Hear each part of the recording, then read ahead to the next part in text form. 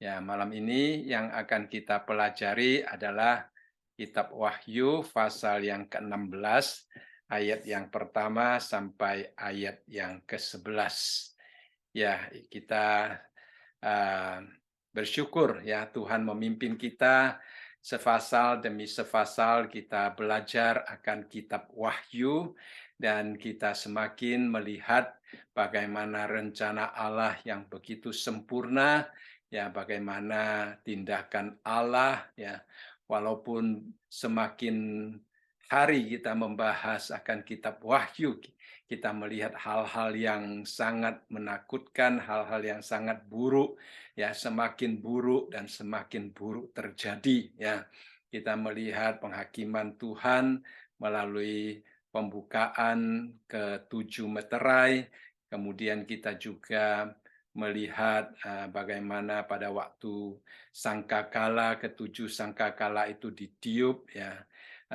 Dan sekarang kita mulai melihat ke-7 cawan itu akan dituangkan. Ya, terus terang hati kita akan sangat sedih melihat akan penghakiman yang demikian, akan penderitaan dan juga akan malapetaka ya yang begitu menakutkan.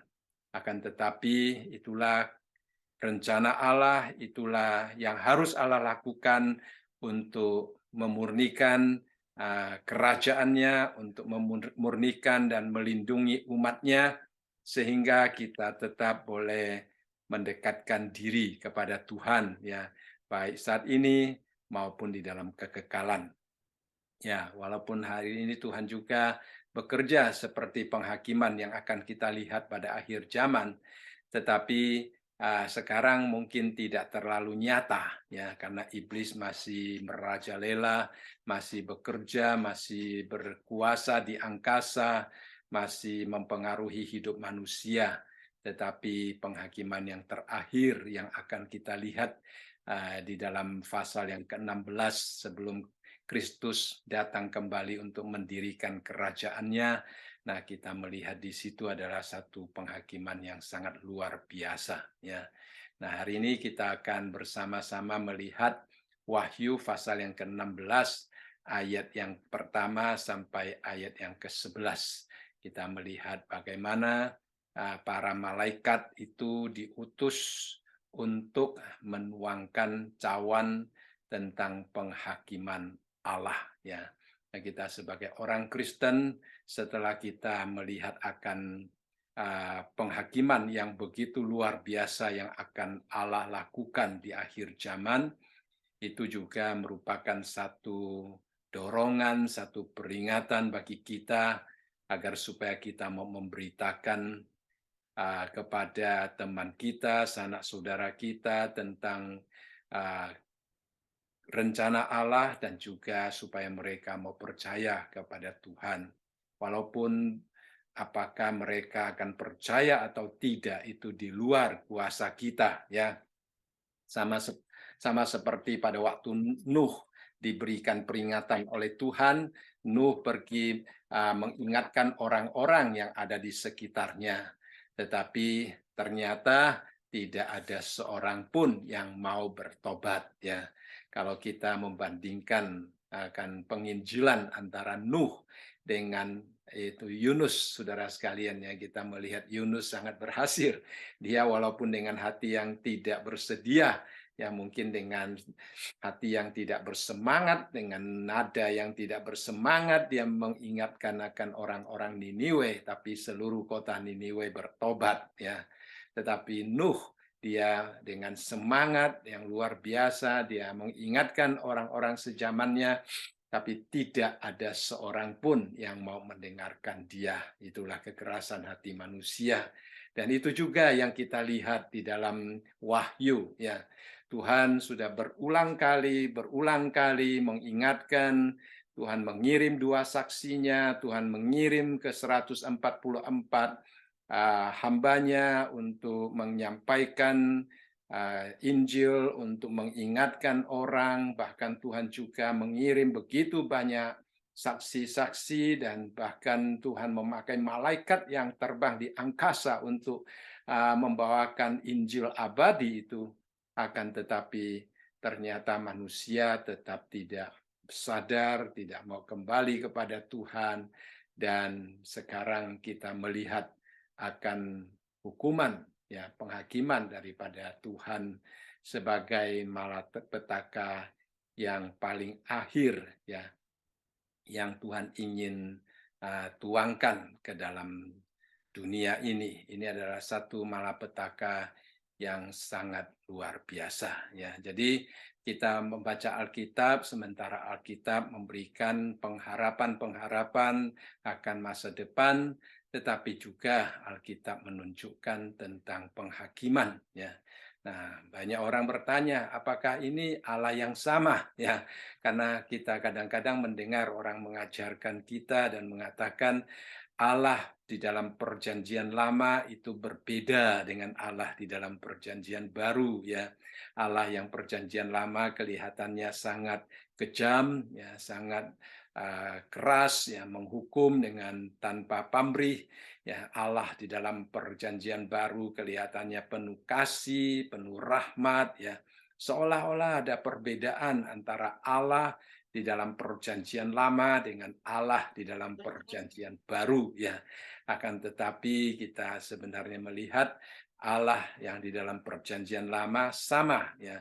Di dalam perjanjian baru kita juga melihat penghakiman-penghakiman yang dilakukan oleh Allah, ya. Tuhan Yesus sendiri menyampaikan khotbah yang paling banyak tentang penghakiman, tentang kutukan kalau kita tidak taat kepada Allah, tentang neraka yang begitu menakutkan, ya.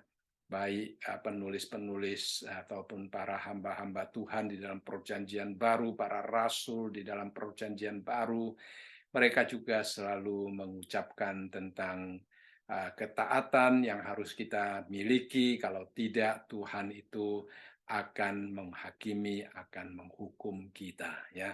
Jadi baik perjanjian lama maupun perjanjian baru, Allah kita adalah sama, ya. Dia mengajarkan tentang hukumnya, mengajarkan tentang keadilannya, mengajarkan tentang penghakimannya, juga mengajarkan tentang kemurahan kasih karunia, ya.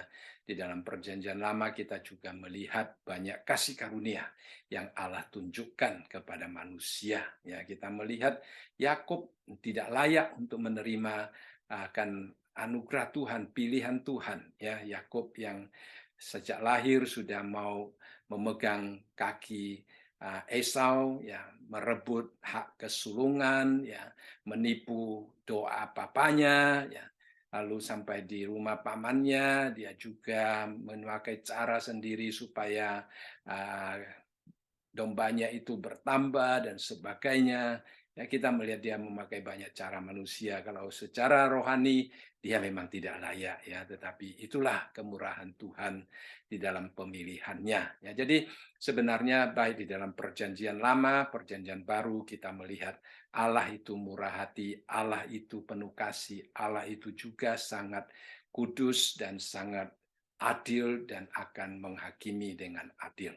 Jadi kita melihat di sini, ya, kalau ada orang bertanya apakah Allah itu kasih, mengapa Allah yang penuh kasih melakukan apa yang kita baca di dalam pasal yang ke-16, kita tahu bahwa itu adalah wujud kasih, ya. Seorang ayah kalau dia mau memelihara anaknya supaya terlindung daripada kejahatan, maka dia akan menjauhkan segala kejahatan daripada anaknya, ya. Demikianlah Allah, dia melindungi kita, maka dia akan menjauhkan segala kejahatan. Ya, itulah sebabnya di dalam pasal 16 ini kita melihat bagaimana Allah dengan segala kuat kuasanya, ya, dia menyatakan penghakimannya, ya, menyatakan hukumannya, ya, dan yang mendatangkan malapetaka yang luar biasa. Ya, jadi inilah pasal yang ke-16. Ada orang mengatakan di sini kita melihat kasih dan penghakiman, ya, itu berjalan bersama-sama, ya. Di sini kita juga melihat kebenaran dan kejahatan dipisahkan, ya. Di sini kita juga melihat kekudusan dan kebobrokan manusia itu ungkapkan. Ya, jadi kita melihat kalau kita tidak mengetahui ketidakbenaran, kita tidak akan sungguh-sungguh menghargai kebenaran. Ya, jadi Allah melalui pasal yang ke-16 ini sekali lagi menunjukkan kepada kita tentang kebenarannya. Nah, setelah Allah menyelesaikan semuanya itu, pasal yang ke-17 dan ke-18 kita akan kembali melihat satu sisipan, ya. Kembali yang dimaksudkan dengan sisipan adalah catatan yang tidak sesuai dengan kronologi, ya. Artinya itu dicatat, itu memang terjadi juga di dalam masa 7 tahun itu, tetapi itu meloncat-loncat, ya, tidak ditentukan kapan terjadinya, tidak sesuai dengan waktunya. Tetapi kalau kita melihat pasal yang ke-16 itu sesuai dengan kronologinya, dan kemudian kita akan melihat pasal 19, Tuhan Yesus datang kembali untuk mendirikan kerajaan 1000 tahun. Ya, kita akan bersama-sama dengan Kristus menjadi raja. Ya, dia akan menghakimi, dia akan mendirikan kerajaannya. Setiap orang yang menjadi miliknya akan bersama-sama dengan Tuhan. Setiap orang yang memilih untuk menyembah setan, untuk menyembah kepada utusan-utusan setan, yaitu nabi palsu dan antikristus, mereka akan mendapatkan penghakiman yang sepatutnya. Ya, jadi kita melihat ini adalah 7 tahun masa sengsara besar, dan yang kita lihat di dalam Wahyu pasal yang ke-16 ini adalah bagian yang kedua, ya. Bagian yang kedua yang sebenarnya sudah mulai sebelumnya, ya. Jadi ini adalah bagian yang kedua, yaitu 3,5 tahun, bagian yang kedua daripada masa sengsara besar. Baik, kita akan melihat di dalam ayat yang pertama, ya. Ayat yang pertama dikatakan, dan aku mendengar suara yang nyaring dari dalam bait suci, berkata kepada ketujuh malaikat itu, pergilah, tumpahkanlah ketujuh cawan murka Allah itu ke atas bumi. Ya, inilah yang akan Tuhan lakukan, ya.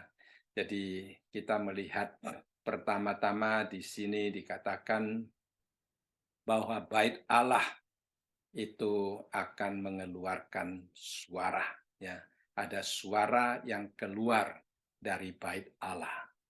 Saudara sekalian, kita kadang-kadang membayangkan bait Allah adalah tempat di mana Tuhan menunjukkan belas kasihan, tempat di mana Tuhan menunjukkan pengampunan, tempat di mana pengorbanan, ya, damai sejahtera Allah dinyatakan kepada manusia. Ya, sama seperti hari ini kita ke gereja, saudara sekalian, yang kita ingin dengar mungkin kasih Allah, penghiburan Allah, kekuatan daripada firman Allah. Tetapi juga ada peringatan-peringatan Allah dan penghakiman, ya, Allah. Jadi suara yang nyaring yang keluar di sini, ya, dikatakan berasal daripada bait Allah, ya, berasal daripada bait suci, ya, bait suci. Dan suara itu disampaikan kepada ketujuh malaikat, dikatakan pergilah dan tumpahkanlah ketujuh cawan murka Allah itu ke atas bumi. Seorang penulis memberikan kita satu penyelidikan yang sangat bagus. Dia memperbandingkan akan ketujuh cawan murka Allah ini dengan dua hal yang lain, ya. Yang pertama yaitu murka Allah, ya, ataupun tulah-tulah yang Allah izinkan terjadi, ya, yang ditimpakan oleh Tuhan kepada orang-orang Mesir yang tidak mengizinkan umat Israel pergi untuk menyembah Allah.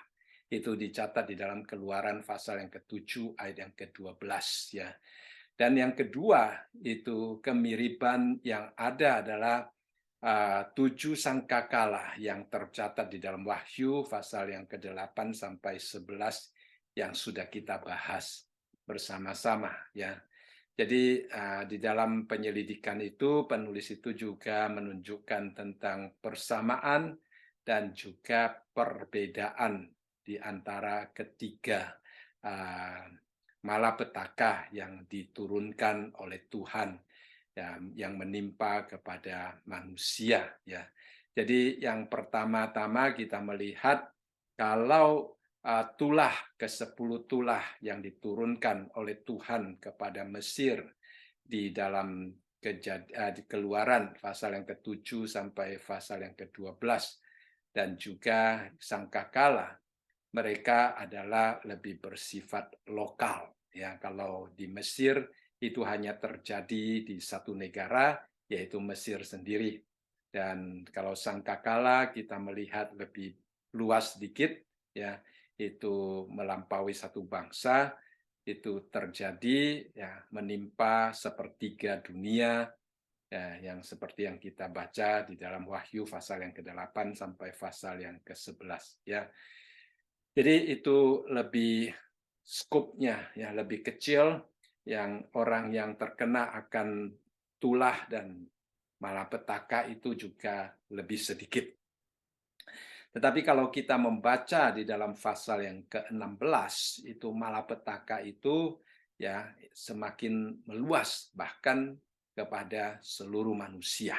Ya, karena itu sudah merupakan akhir daripada sejarah manusia, akhir daripada eksistensi ya bumi dan langit yang lama ini, dan akan ada langit dan bumi yang baru. Nah, kalau kita melihat ada sedikit persamaan pada waktu malapetaka atau tulah yang ditimpakan kepada Mesir, itu melibatkan tentang air yang berubah menjadi darah, ya, katak, kutu, lalat, penyakit di antara ternak, bisul, guntur, hujan es, belalang, kegelapan, dan juga pembunuhan anak sulung. Ya, itu adalah tulah-tulah yang terjadi. Lalu juga hal-hal yang sangat menakutkan yang terjadi pada ketujuh sangkakala pada waktu ditiupkan adalah hujan es, ya, api, darah, dan juga menghancurkan sepertiga dari pepohonan dan juga rumput-rumput yang hijau, dan juga akan melibatkan gunung berapi, dilemparkan ke laut, sehingga menghancurkan sepertiga daripada laut, mengubah zat yang ada di dalam laut seperti darah. Ya, jadi kita melihat itu adalah hal-hal yang telah terjadi, akan terjadi pada waktu ketujuh sangkakala itu dibunyikan. Ya, nah, kita melihat juga di situ dikatakan sepertiga matahari dan bulan dan bintang akan menjadi gelap. Ya, nah nantinya untuk apa yang kita lihat di sini, kegelapan akan meliputi seluruh bumi, ya, seluruh kawasan daripada kekuasaan iblis. Kita juga melihat di sini di dalam ketujuh sangkakala itu adanya pelepasan ya daripada iblis, ya, dan pasukan iblis, ya, dan sebagainya. Itu adalah hal-hal yang juga ikut ya merusak akan alam semesta ini. Jadi sekarang kita melihat ketujuh malapetaka terakhir ini yang dikatakan nanti, ya, itu juga melibatkan tentang bisul pada manusia, laut berubah menjadi darah, sungai dan air berubah menjadi darah, matahari menjadi sangat panas, ya, seluruh dunia menjadi gelap, ya, sungai Efrat mengering, dan polusi udara dan teror yang sangat itu mematikan, ya, guntur gempa bumi terbesar di dalam sejarah dunia, ya. Kadang-kadang kita merasakan adanya goncangan-goncangan, ya, tetapi nantinya goncangan itu akan sangat luar biasa seperti yang dikatakan di dalam Alkitab. Jadi kita akan melihat adanya hal-hal yang sangat mengerikan, ya itu akan terjadi. Nah, seperti apa yang saya katakan minggu lalu, pasal yang ke-15 itu sebenarnya adalah suatu persiapan, dan pasal yang ke-16 di sini kita melihat pelaksanaannya. Ya, ketujuh malaikat itu disuruh, ya, disuruh dengan suara nyaring untuk pergi, untuk menumpahkan, ya, untuk menumpahkan 7 cawan murka Allah. Ya, cawan itu ditumpahkan ke bumi. Sekali lagi kita bersyukur karena kita sudah diangkat, kita sudah tidak berada di dalam dunia ini. Inilah kasih karunia yang Tuhan nyatakan kepada kita setelah kita bersedia menerima kasih karunia-Nya, ya kita juga boleh terangkat dan bersama-sama dengan Tuhan, ya sehingga kita boleh menghindari akan penghakiman yang terakhir ini. Kita sungguh-sungguh bersyukur, ya karena kita tidak layak. Ini semua semata-mata adalah anugerah Tuhan. Jadi kalau kita bisa memandang akan penghakiman Tuhan dari sisi anugerah Tuhan, ya kita akan lebih gampang mengerti dan mengenal siapakah Allah kita. Kalau kita tidak memandang akan penghakiman Tuhan dari sisi kemurahan Tuhan, saudara, mungkin kita akan juga seperti manusia-manusia pada waktu itu. Mereka menentang Allah, mereka semakin membenci Allah, ya. Mereka semakin erat untuk menyembah kepada binatang itu. Baik, di sini juga dikatakan suara yang nyaring, ya. Suara yang nyaring itu sering kita dengar, ya, di dalam Wahyu, ya, pada waktu malaikat berbicara, ya sekarang di sini dikatakan suara yang nyaring itu keluar dari bait Allah, ya. Jadi suara nyaring itu kira-kira muncul 20 kali atau lebih di dalam kitab Wahyu, ya itu luar biasa. Dan setiap kali suara yang nyaring ditunjukkan, itu juga menunjukkan tentang kesiapan Allah untuk melakukan suatu yang hebat, suatu yang luar biasa, atau penghakiman yang akan dilaksanakan oleh Allah, ya. Nah, seperti kalau kita kembali melihat di dalam pasal yang pertama ayat yang ke-10, ya. Di situ Yohanes mengatakan, pada hari Tuhan aku dikuasai oleh Roh, dan aku mendengar dari belakangku suatu suara yang nyaring seperti bunyi sangkakala, ya. Ya itu yang didengar oleh Yohanes di dalam pasal yang pertama ayat yang ke-10, ya. Jadi suara yang nyaring juga bisa menunjukkan tentang kebesaran Allah, suatu kemuliaan yang Allah nyatakan. Ya, jadi kita melihat di sini di dalam pasal yang ke-16, sekali lagi banyak penulis mengatakan ini adalah hal-hal yang sungguh-sungguh luar biasa, ya. Hal-hal yang sungguh-sungguh sangat menakutkan, ya. Hal-hal yang sangat berbeda dengan hal-hal sebelumnya. Ya, kita akan melihat di sini hati kita sedih melihat penghakiman Tuhan dilaksanakan, tetapi sekali lagi kita tahu Allah itu adil, ya. Allah itu adil.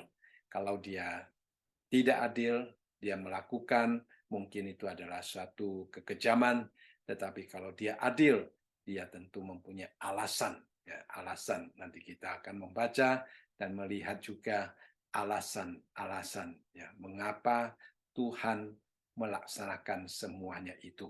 Karena Dia tahu dengan cara yang demikianlah, ya, dengan cara yang demikianlah, maka apa yang akan Dia dirikan itu merupakan uh, sesuatu yang murni nanti, yang suci. Kerajaannya akan berbeda dengan dunia sekarang. Ya, kalau tidak, kerajaannya kembali seperti dunia yang ada sekarang. Ya, iblis akan merajalela lagi.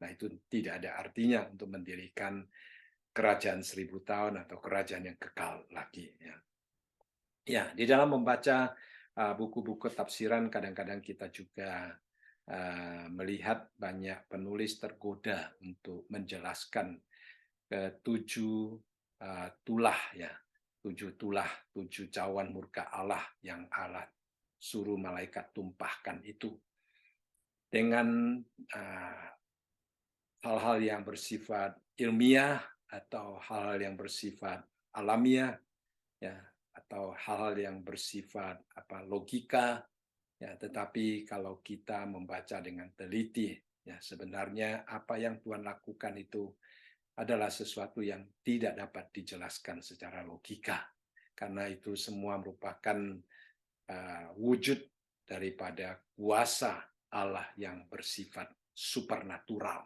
ya. Allah dengan kuasa supernaturalnya itu akan melaksanakan penghakiman dengan sangat cepat, ya, sangat cepat sekali. Ya. Itu adalah sesuatu murka yang sangat luar biasa, ya, menimpa manusia dengan begitu cepat. Jadi kalau saudara membaca ada orang mencoba untuk menjelaskan dengan logika atau ilmiah, ya, itu mungkin usaha manusia, ya, itu kita appreciate, tetapi kita juga harus mengerti bahwa banyak hal-hal yang bersifat supernatural itu tidak dapat dijelaskan secara ilmiah ataupun secara logika ya, karena itu adalah cara kerja Allah ya, karena itu adalah maksud Allah dan kehendak Allah ya. Jadi sesuatu yang sangat uh, sulit bagi kita untuk percaya, tetapi kalau kita melihatnya dari sisi iman, kita akan mengetahui Allah melakukannya untuk menunjukkan kesuciannya. Baik, itu akan menolong kita ya untuk melihat akan cawan-cawan yang akan kita masuki sekarang ya. Kita coba melihat di dalam ayat yang kedua, merupakan cawan yang pertama ya. Nah, di dalam cawan yang pertama ini dikatakan, maka pergilah malaikat yang pertama, dan ia menumpahkan cawannya ke atas bumi. Maka timbullah bisul yang jahat dan yang berbahaya pada semua orang yang memakai tanda dari binatang itu dan yang menyembah patungnya. Nah, kembali kita melihat skopnya adalah mereka yang memakai tanda dari binatang itu dan mereka yang menyembah patungnya ya. Dikatakan di sini akan ada bisul. Ya, kita tahu kadang-kadang kita bisa mempunyai bisul ya saudara sekalian, tapi kalau kita perhatikan dengan teliti, kita akan menemukan bahwa bisul yang ada di sini itu sangat berbeda, ya sangat berbeda dengan bisul yang biasa kita hadapi, ya. Karena di sini dikatakan bisul yang sangat jahat dan yang berbahaya, ya. Nah, kalau kita melihat bahasa aslinya itu dikatakan helkos, ya. Itu adalah sesuatu yang sangat menyakitkan. Satu sakit yang bisa menjalar dengan sangat cepat ya. Nah, kita baru saja melewati masa pandemi dan kita berhadapan dengan virus yang menjalar dengan begitu cepat ya, menakutkan, khususnya di dalam masa-masa permulaan. Kita melihat bahwa pandemi itu begitu cepat, saudara sekalian, sangat menakutkan ya. Nah, ini juga kalau kita melihat arti sebenarnya daripada bisul yang diterjemahkan sebagai yang jahat dan yang berbahaya, itu sebenarnya mengartikan yang sangat-sangat sakit, ya, sangat sakit dan mudah menjalar, ya, mudah menjalar. Ada orang mengatakan sakitnya lebih parah daripada kanker katanya ya. Lalu dikatakan akan menjijikkan, akan menjadi busuk, akan menjadi sangat ganas ya, berkembang dengan cepat. Jadi itulah sebenarnya yang dimaksudkan dengan bisul yang ada di sini ya. Berbeda sekali dengan bisul yang kita hadapi pada hari ini, ya. Ya, walaupun hari ini manusia menghadapi bisul, ya, di dalam Lukas juga mencatat bahwa pengemis yang bernama Lazarus, dia juga mempunyai luka pada tubuhnya, tetapi itu sebenarnya sangat berbeda karena bisul yang ada di sini adalah suatu hukuman Allah, ya, suatu hukuman Allah yang sangat menakutkan, yang tidak dapat kita hadapi dengan kekuatan kita. Ya, seperti kalau kita membaca di dalam Ulangan pasal yang ke-28. Saudara, di dalam Ulangan pasal yang ke-28, sebelum orang Israel memasuki tanah Kanaan, tanah perjanjian Tuhan, ya di situ Tuhan melalui Musa memberikan peringatan. Ya, di dalam pasal yang ke-28 kita melihat bagian yang pertama itu tentang berkat-berkat bagi orang yang hidup takut akan Tuhan. Nah, itu terjadi kalau kita melihat di dalam kehidupan kita, ya saudara, kalau ada waktu baca Ulangan pasal yang ke-28, kita melihat berkat-berkat yang Tuhan janjikan itu sungguh-sungguh terjadi di dalam hidup orang-orang yang takut akan Tuhan. Kemudian di bagian belakang itu juga sungguh-sungguh terjadi, merupakan kutukan-kutukan, ya, bagi orang-orang yang tidak takut akan Tuhan, bagi orang-orang yang hidup menjauh daripada Tuhan. Itu sungguh-sungguh akan terjadi. Nah, saya akan mengajak saudara sekalian untuk melihat dua ayat, ya, di dalam Ulangan pasal yang ke-28, ayat yang ke-27 sampai ayat yang ke-29 dikatakan, Tuhan akan menghajar engkau dengan bara Mesir, dengan borok, dengan kedal dan kudis yang daripadanya engkau tidak dapat sembuh. Ya, itu adalah kalau manusia tidak taat kepada Tuhan. Lalu dalam ayat yang ke-28 dikatakan, Tuhan akan menghajar engkau dengan kegilaan, kebutaan, dan kehilangan akal. Dan ayat yang ke-29, sehingga engkau meraba-raba pada waktu tengah hari, seperti seorang buta meraba-raba di dalam gelap, perjalananmu tidak akan beruntung, tetapi engkau selalu diperas dan dirampasi dengan tidak ada seorang pun yang datang menolong. Jadi ini akan terjadi, ya. Dan kita melihat khususnya di dalam ayat yang ke-27 itu menunjukkan juga tentang bisul yang tadi kita baca itu, ya. Itu sesuatu yang sungguh-sungguh luar biasa. Campur tangan Allah, kuasa Allah, jamahan Allah. Allah menjamah dengan kasih-Nya, Allah menjamah dengan kesembuhannya, Allah juga akan menjamah orang-orang yang tidak taat kepadanya dengan hajaran. Ya. Nah, tentunya Allah menghajar. Allah ingin umatnya bertobat. Ya, kita tahu Allah menghajar kita supaya kita bertobat. Ya, kalau kita bertobat, kita kembali kepada Tuhan. Ya, Tuhan akan memulihkan kita. Ya, banyak contoh-contoh yang kita baca. Jadi di sini Tuhan menghajar. Ya, jadi jamahan Tuhan bisa merupakan didikan, ajaran, bisa juga menunjukkan tentang kasih dan penyembuhannya. Ya. Nah, di dalam ayat yang ke-35 daripada Ulangan pasal yang ke-28 juga dikatakan, Tuhan akan menghajar engkau dengan bara jahat yang daripadanya engkau tidak dapat sembuh pada lutut dan pahamu, bahkan dari telapak kakimu sampai kepada batu kepalamu. Wah, itu luar biasa, ya. Nah, seperti yang kita baca tadi tentang bisul, ya saudara sekalian, yang akan terjadi, ya. Dikatakan dia akan timbul bisul, nah, bisul yang jahat. Nah, kalau ini merupakan pemenuhan daripada kitab Ulangan pasal yang ke-28 ayat yang ke-35, di situ dikatakan akan terjadi pada lutut, pada paha, bahkan dari telapak kaki sampai kepada batu kepala. Ya, jadi seluruh badan, ya. Jadi seluruh badan.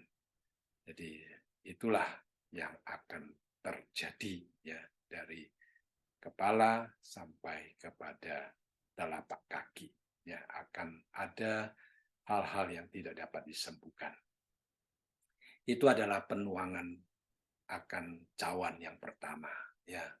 Nah, dikatakan juga di dalam Wahyu, dan seorang malaikat lain, malaikat ketiga, menyusul mereka dan berkata dengan suara nyaring, jikalau seorang menyembah binatang dan patungnya itu dan menerima tanda pada dahinya dan pada tangannya, maka ia akan minum dari anggur murka Allah yang disediakan tanpa campuran dalam cawan murkanya. Dan ia akan disiksa dengan api dan belerang di depan mata malaikat-malaikat kudus dan di depan mata anak domba. Ya, jadi kita melihat di sini, ya, di situ malaikat memberikan peringatan, ya. Tetapi sayangnya manusia tidak bertobat. Itulah sebabnya Tuhan pada akhirnya menuangkan cawan murkanya. Ya, kalau manusia mau bertobat, mereka boleh terhindar daripada cawan murka Allah. Tetapi karena mereka tidak mau bertobat, ya, akhirnya mereka akan menderita karena Tuhan menuangkan cawan murkanya. Ya. Nah, itu mungkin juga merupakan apa yang dikatakan oleh Yehezkiel di dalam pasal yang ke-14. Ya. Yehezkiel pasal yang ke-14, ayat yang ke-12. Di situ dikatakan, inilah tulah yang akan ditimpakan Tuhan kepada segala bangsa yang memerangi Yerusalem. Daging mereka akan menjadi busuk, sementara mereka masih berdiri. Mata mereka akan menjadi busuk dalam lekuknya, dan lidah mereka akan menjadi busuk dalam mulutnya. Menakutkan, ya saudara sekalian. Kita baca akan hal yang demikian, itu sungguh luar biasa menakutkan. Ya. Lalu kemudian dikatakan juga di sini, maka pada waktu itu akan terjadi kegemparan besar daripada Tuhan di antara mereka. Sehingga masing-masing memegang tangan temannya dan mengangkat tangannya melawan tangan temannya. Itulah sesuatu yang akan terjadi. Ya. Lalu kemudian kita akan melihat di dalam pasal yang ke-16 tadi, di dalam ayat yang ketiga. Ya. Di sini kita melihat tentang penumpahan cawan yang kedua. Ya, jadi tadi di dalam Yehezkiel itu sungguh-sungguh merupakan satu pengungkapan, satu kutukan, penghakiman daripada Tuhan yang sangat menyedihkan, tetapi itu terjadi. Ya. Nah, di dalam pasal ayat yang ketiga, ya, ayat yang ketiga dikatakan ini merupakan cawan yang kedua yang ditumpahkan. Ayat yang ketiga mengatakan, dan malaikat yang kedua menumpahkan cawannya ke atas laut, maka airnya menjadi darah, seperti darah orang mati, dan matilah segala yang bernyawa yang hidup di dalam laut. Jadi kalau kita membaca di sini, ya kita juga tidak tahu apa yang zat yang bagaimana. Ya, banyak orang sekali lagi mencoba untuk menjelaskan adanya zat-zat tertentu yang bisa mematikan segala makhluk hidup yang ada di laut. Kita tidak tahu. Akan tetapi tidak tahu bahwa itu adalah tangan Tuhan. Itu adalah pekerjaan Tuhan. Ya, Tuhan bisa memakai apa saja untuk menyatakan, untuk melaksanakan rencananya untuk membersihkan alam semesta ini dan mendirikan kerajaannya yang kekal itu. Jadi di sini pertama-tama sangat mirip dengan apa yang terjadi di Mesir. Ya, tulah yang menimpa Mesir dikatakan air menjadi darah. Tetapi yang berbeda di sini kita melihat darah itu seperti darah orang mati. Sudah kita tidak tahu ya darah orang mati, tetapi juga di sini menunjukkan darahnya itu adalah darah yang sangat beracun. Ya. Nah, itu adalah ya saya baca hal-hal yang demikian, saya sendiri merasa sangat takut ya saudara sekalian. Yaitu kemuliaan Allah dinyatakan melalui penyucian. Kemuliaan Allah dinyatakan melalui penghakimannya. Nah, sehingga apa yang tidak layak untuk hidup itu dimusnahkan Tuhan. Ya. Tetapi keadaan ini sangat mempengaruhi kehidupan manusia. Ya. Karena apa? Karena laut itu menjadi darah, kemudian segala yang bernyawa di dalam laut itu mati. Saudara sekalian, itu sangat mempengaruhi sumber kehidupan manusia. Ya, jadi itulah yang akan terjadi dengan sangat mendadak. Ya. Kemudian di dalam ayat yang keempat kita melihat malaikat yang ketiga. Semakin parah, saudara sekalian, penghakiman Tuhan. Dikatakan di dalam ayat yang keempat, dan malaikat yang ketiga menumpahkan cawannya di atas sungai-sungai dan mata-mata air, dan semuanya menjadi darah. Jadi malaikat yang kedua ya menumpahkan ke laut, bukan hanya ke laut saja, sekarang sungai-sungai dan mata air. Nah, kalau kita melihat situasi yang demikian, saudara tidak melihat bahwa sebenarnya waktu itu sudah menjadi satu masalah besar bagi manusia yang masih hidup di bumi. Mengapa demikian? Karena air laut sudah menjadi tidak berfungsi bagi manusia. Sekarang air di sungai juga tidak berfungsi bagi manusia. Kemudian sekarang sumber-sumber air, mata-mata air juga menjadi darah, tidak berfungsi bagi manusia. Jadi manusia sudah boleh dikatakan tidak mempunyai sumber air. Kalau manusia hidup tanpa air, itu merupakan satu hal yang boleh dikatakan tidak mungkin. Ya, itu adalah sesuatu hal yang sangat tidak mungkin karena kita tidak dapat terlepas daripada kebutuhan kita akan air. Apalagi kita juga sudah melihat di dalam pasal yang ke-7 tentang bagaimana malaikat yang keempat malaikat yang berdiri pada keempat penjuru bumi, mereka menahan keempat angin bumi, berarti dari langit juga tidak akan turun air hujan, saudara sekalian. Ya. Jadi kalau awan tidak ditiup oleh angin, maka tidak akan turun hujan. Kalau tidak akan turun hujan, lalu air yang ada semua menjadi darah.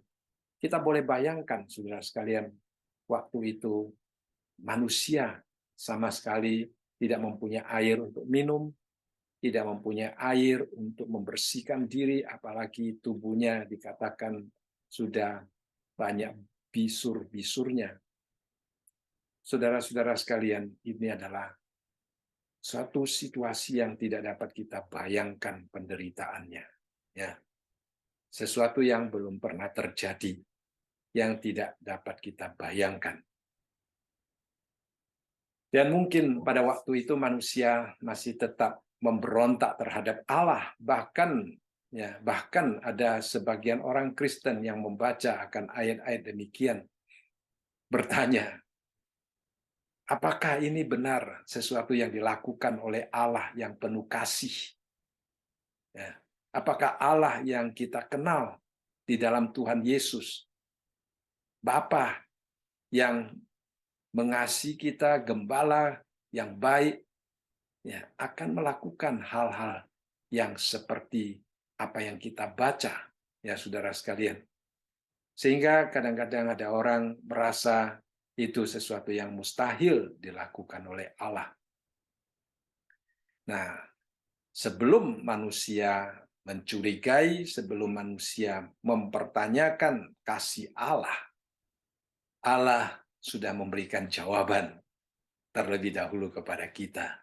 Ya, di dalam ayat yang kelima, di sini dikatakan, dan aku mendengar malaikat yang berkuasa atas air itu berkata, adil engkau, engkau yang ada dan yang sudah ada, engkau yang kudus yang telah menjatuhkan hukuman ini. Nah, saudara sekalian, kalau ada orang yang mau mempertanyakan apakah ini adil, ya, apakah ini menunjukkan sesuatu perbuatan yang dilakukan oleh Allah pengasih dan Allah penyayang. Nah, malaikat itu berkata, iya, dia itu adil, ya, dia itu kudus, dan karena kekudusannya itu, maka dia tidak dapat mengizinkan iblis bereksis di dalam kerajaannya. Karena kekudusannya, dia tidak dapat mengizinkan antikristus, nabi palsu, dan pengikut-pengikutnya tetap berada di dalam kerajaannya. Itulah sebabnya Allah akan memusnahkan semuanya itu. Dan pada waktu Allah memusnahkan semuanya itu, malaikat itu berkata, semuanya itu menunjukkan keadilan Allah. Ya. Keadilan Allah dinyatakan dengan sempurna. Kekudusan Allah dinyatakan dengan sempurna. Ya, sekali lagi, Allah adalah standar. Dia adalah norma. Kalau dia menunjukkan kasih, kasih yang dia tunjukkan adalah sempurna. Kalau dia menunjukkan penghukuman, hukuman yang dia tunjukkan juga sempurna. Karena dia adalah norma, karena dia adalah ukuran daripada segala kejahatan. Dia yang menentukan kejahatan yang mana yang harus disingkirkan. Ya, dia yang menentukan siapa yang layak untuk menerima kasih dan kebaikannya. Jadi itulah ya yang dilakukan oleh Allah. Dia adil. Apalagi kalau kita membaca di dalam pasal yang ke-6, ya, ayat yang ke-9, di situ dikatakan bahwa di bawah mezbah orang-orang yang mati syahid, yang dibunuh oleh si jahat itu berteriak bertanya kepada Tuhan, kapan Tuhan menunjukkan pembalasannya terhadap orang-orang yang membunuh, yang menumpahkan darah mereka. Nah, disinilah, ya, di dalam bagian cawan-cawan inilah Allah menunjukkan pembalasannya. Ya, jadi kita tetap harus percaya bahwa ini adalah cara Allah untuk menyatakan bahwa Dia adalah Allah yang adil, Allah yang benar, Dia mengasihi umatnya, Dia memelihara umatnya, Dia melindungi umatnya. Itulah sebabnya Dia harus menyingkirkan, ya, menyingkirkan semua orang, semua instansi, ya, iblis, malaikat-malaikat yang jatuh, ya, supaya mereka harus disingkirkan. Barulah dia dapat mendirikan kerajaan yang dia inginkan. Lalu di dalam ayat yang ke-6 juga menunjukkan alasan. Jadi katakan, karena mereka telah menumpahkan darah orang-orang kudus dan para nabi, engkau juga telah memberi mereka minum darah. Hal itu wajar bagi mereka. Jadi malaikat di sini mengingatkan kita, Allah kita adil, Allah kita akan melakukan apa yang terlihat kejam di sini, menakutkan di sini, karena manusia memang wajar menerimanya. Ya, apa yang mereka lakukan, ada akhirnya mereka akan menerima kembali akibatnya. Jadi sekali lagi menyedihkan saudara ya, menyedihkan melihat adanya penghakiman Tuhan, akan tetapi menghiburkan karena kita menyembah kepada Allah yang adil, Allah yang benar, Allah yang akan membela kita. Kalau sekarang kita belum mengalami pembelaan Tuhan, kita jangan kecewa, jangan putus asa. Tuhan punya waktunya.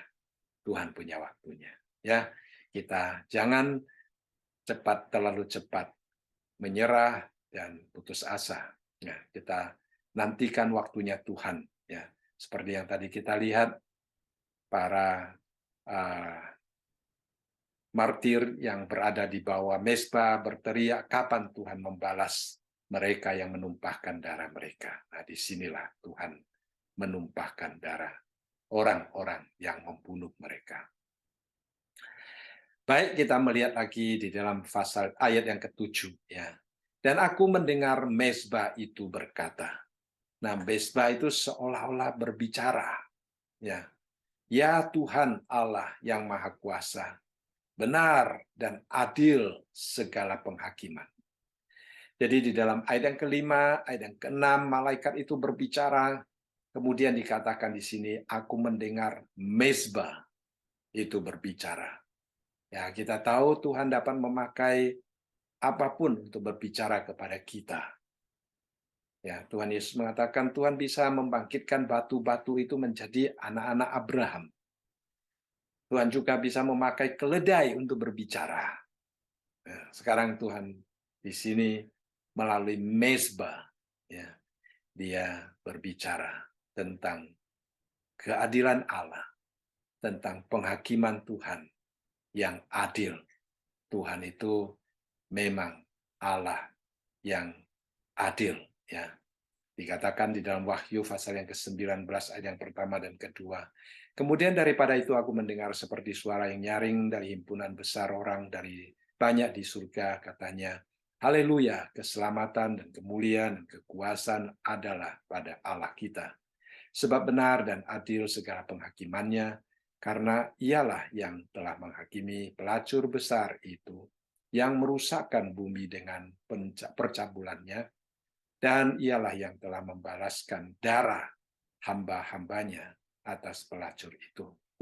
Jadi kita tahu bahwa Tuhan itu adil. Ya, dia akan menghakimi, sehingga kalau di dalam ayat yang ke-7 itu satu pujian tentang penghakiman Tuhan yang adil dan benar. Di sini dengan suara haleluya, ya, memuji kemuliaan dan kekuasaan Tuhan yang dinyatakan melalui penghakiman Tuhan. Ya. Jadi penghakiman Tuhan itu adil adanya. Wahyu pasal yang ke-15 ayat yang ketiga yang sudah kita bahas dikatakan, dan mereka menyanyikan nyanyian Musa, hamba Allah, dan nyanyian anak domba, bunyinya, besar dan ajaib segala pekerjaanmu, ya Tuhan Allah yang Maha Kuasa, adil dan benar segala jalanmu, ya Raja segala bangsa. Ya, jadi sekali lagi ya, kita jangan sampai tergoda orang yang mengatakan apakah Allah itu bukan pengasih dan penyayang, mengapa dia harus melakukan kekejaman seperti ini. Kita tahu bahwa Allah melakukan semuanya itu sebenarnya juga menunjukkan tentang keadilannya. Baik, kita teruskan dengan ayat yang ke-8, cawan yang keempat. Ya. Dan malaikat yang keempat menumpahkan cawannya ke atas matahari, dan kepadanya diberi kuasa untuk menghanguskan manusia dengan api. Jadi saudara sekalian, kita melihat di sini ya, matahari menjadi sesuatu yang bukan lagi memberikan terang, memberikan daya hidup kepada manusia dan makhluk hidup yang lain, tetapi sekarang kita melihat matahari merupakan sesuatu yang menghanguskan manusia Itu bagaikan api yang menghanguskan.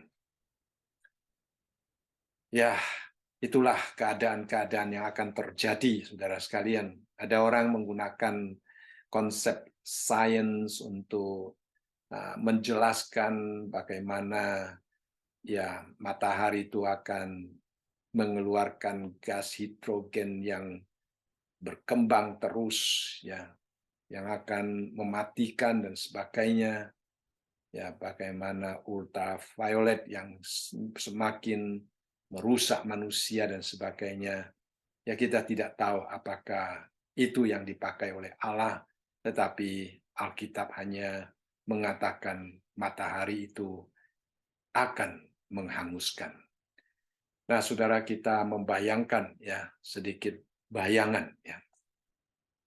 Dalam cawan yang ketiga dan yang kedua, air sudah menjadi darah. Sungai sudah menjadi darah. Kemudian mata-mata air, sumber-sumber air sudah menjadi darah. Nah, sekarang kita melihat di sini matahari menjadi begitu panas, bagaikan api yang menghanguskan. Bagaimana keadaan manusia pada waktu itu ya? Itu adalah sesuatu yang tidak dapat kita bayangkan sekarang. Mengerikan dan menakutkan. Itulah sebabnya kita mohon Tuhan memakai kita untuk semampu kita, sebisa kita, mengingatkan mereka yang masih hidup di dalam kegelapan, yang masih hidup menentang Allah, supaya mereka kembali kepada Tuhan. Ya, ini adalah sesuatu kepercayaan yang Tuhan berikan kepada kita. Biarlah dengan membahas wahyu, boleh meningkatkan jiwa misi kita untuk memenangkan mereka yang masih di dalam kegelapan kepada Tuhan, ya, supaya mereka bertobat, supaya mereka kembali kepada Tuhan, supaya mereka boleh terhindar daripada semua yang akan Tuhan lakukan ya terhadap manusia-manusia yang tidak bertobat itu. Dan kemudian kita melihat ayat yang selanjutnya, saudara sekalian. Nah, sebelumnya kita melihat Ulangan pasal yang ke-32, ayat yang ke-22 dikatakan, sebab api telah dinyalakan oleh murkaku dan bernyala-nyala sampai ke bagian dunia orang mati yang paling bawah. Api itu memakan bumi dengan hasilnya dan menghanguskan dasar gunung-gunung. Ini sebenarnya sudah dibicarakan di dalam Ulangan dan akan terjadi di dalam ayat yang baru saja kita baca tadi. Ya. Dan Yesaya juga dikatakan bumi akan ditanduskan setandus-tandusnya dan akan dijarah sehabis-habisnya, sebab Tuhanlah yang mengucapkan firman ini. Ya. Jadi itulah yang akan Tuhan lakukan terhadap manusia yang tidak mau percaya kepada Tuhan. Ya. Lalu kemudian di dalam ayat yang ke-9 dikatakan, dan manusia dihanguskan oleh api, panas api yang dahsyat, dan mereka menghujat nama Allah yang berkuasa atas malapetaka-malapetaka itu, dan mereka tidak bertobat untuk memuliakan Dia. Jadi pada waktu Tuhan menghukum seseorang, ya baik saat ini ataupun pada waktu masa sengsara besar. Pada waktu Tuhan menghukum seseorang, pada waktu Tuhan menghajar seseorang, ya ada dua reaksi yang mungkin dinyatakan oleh manusia. Reaksi yang pertama, seperti yang kita lihat di sini, mereka akan lebih menghujat nama Tuhan. Ya. Reaksi yang kedua, mereka bertobat dan kembali memuliakan Tuhan. Jadi inilah tujuan Tuhan menghajar kita, supaya kita bertobat dan kita kembali kepada Tuhan. Tetapi sifat manusia yang keras kepala, ya sama seperti Firaun dan orang-orang Mesir, ya saudara sekalian. Semakin Tuhan menurunkan tulah, semakin mereka mengeraskan hati, sampai tulah yang terakhir yang mematikan itu. Bahkan setelah tulah itu, setelah mereka mengizinkan orang Israel pergi, mereka masih mengejar orang Israel. Yang pada akhirnya tentara-tentara yang mengejar Israel itu mati tenggelam di dalam laut berau itu. Jadi kita melihat di sini dua sikap yang akan dinyatakan oleh manusia pada waktu Tuhan menghakimi atau Tuhan menghajar. Yang pertama, manusia semakin keras hati, menghujat nama Tuhan. Yang kedua, manusia bertobat. Ya, dan di sini dikatakan mereka tidak bertobat, tetapi mereka menghujat nama Tuhan. Itulah sebabnya mereka layak menerima tulah selanjutnya yang kita lihat di dalam ayat yang ke-10, ya, tulah yang kelima. Dikatakan, dan malaikat yang kelima menumpahkan cawannya ke atas takhta binatang itu, dan kerajaannya menjadi gelap. Nah, kerajaannya di sini artinya kerajaan binatang. Ya. Dikatakan binatang itu mempunyai tahta, yaitu antikristus. Kristus yang seharusnya adalah raja di atas segala raja. Antikristus, dia menyamar sebagai Kristus, menipu manusia untuk menyembah dia. Ya, jadi dia juga mempunyai tahta yang ingin menyaingi tahta Kristus. Nah, sekarang Tuhan ingin menunjukkan kepada manusia tahta siapa yang benar, yang patut disembah, diikuti oleh manusia. Tahta Kristus atau tahta antikristus. Ya, dua tahta di situ. Dan Tuhan menyatakannya melalui cawan yang kelima. Tahta binatang dan kerajaannya menjadi gelap. Nah, bukan hanya gelap. Di situ dikatakan mereka menggigit lidah mereka karena kesakitan. Itu sesuatu kegelapan yang tidak dapat kita bayangkan. Ya, kalau hari ini kita melihat suatu kegelapan, ya, saya tidak tahu dulu waktu saya masih kecil tinggal di Pemangkat, ya, di Kalimantan Barat. Kadang-kadang di jalanan tidak ada lampu jalan, ya, itu gelapnya itu luar biasa, saudara sekalian. Ya. Tidak bisa melihat apa-apa kalau kita tidak menyalakan lilin atau suatu lampu. Gelapnya itu sungguh-sungguh gelap. Tetapi tidak menyakitkan, saudara sekalian. Ya. Tetapi di sini dikatakan mereka kesakitan. Dan bagaimana cara untuk melepaskan rasa sakit dengan kesakitan yang lain, saudara. Yang mengalihkan perasaan mereka kepada sesuatu yang lain. Ya, mereka merasa kesakitan lalu menggigit lidah mereka. Nah, tentu kita tahu kalau kadang-kadang kita makan lidah kegigit sedikit aja sakit, saudara sekalian.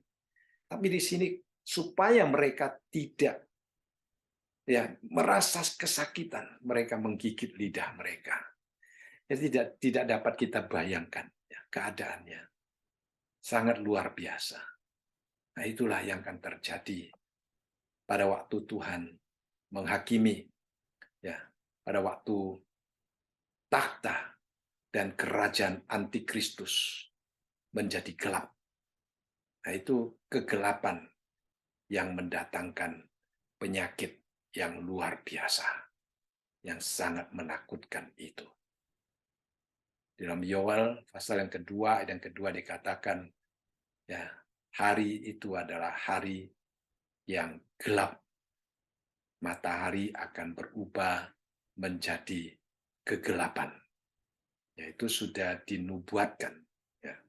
Tuhan Yesus di dalam Markus juga mengatakan pada hari-hari itu, ya, matahari akan menjadi gelap dan bulan tidak bercahaya. Bintang-bintang akan berjatuhan dari surga dan kekuatan yang ada di surga akan tergoncang. Artinya kuasa-kuasa takta antikristus itu mulai dihancurkan. Nah, saudara sekalian, itulah yang kita lihat di dalam ayat yang ke-10 tadi. Ya, mereka kesakitan. Dan kita melihat di dalam ayat yang ke-11 dikatakan, dan mereka menghujat Allah yang di surga karena kesakitan dan karena bisul mereka. Tetapi mereka tidak bertobat dari perbuatan mereka. Itulah keadaan manusia, ya. Sudah sadar, sudah melihat bahwa yang dia sembah yaitu antikristus, bukan penguasa yang tertinggi, bukan Allah yang patut disembah. Penghakiman Tuhan mengingatkan mereka, tetapi mereka tetap tidak mau bertobat. Ya, itulah sifat manusia. Ya, hari ini kadang-kadang kita bisa juga merasa kecewa karena kita berusaha untuk menolong orang, menasihati orang supaya kembali kepada Tuhan. Mereka bukan saja tidak mau mendengarkan kita, mereka menertawakan kita. Bukan saja menertawakan kita. Kita melihat tidak sedikit orang yang dianiaya karena ingin membawa mereka ke jalan yang benar. Ya, itu sama seperti yang dilakukan oleh mereka yang ada di akhir zaman. Tetapi kita jangan putus asa, ya. Kalau kita dapat memenangkan satu orang, itu adalah kemurahan Tuhan. Kita mohon Tuhan memakai kita hari ini untuk mengingatkan orang-orang yang ada di sekitar kita, supaya mereka terhindar daripada penghakiman Tuhan yang begitu mengerikan dan menakutkan itu. Baik, saya rasa malam ini kita belajar sampai di sini, dan mari kita sekali lagi masuk di dalam doa, ya.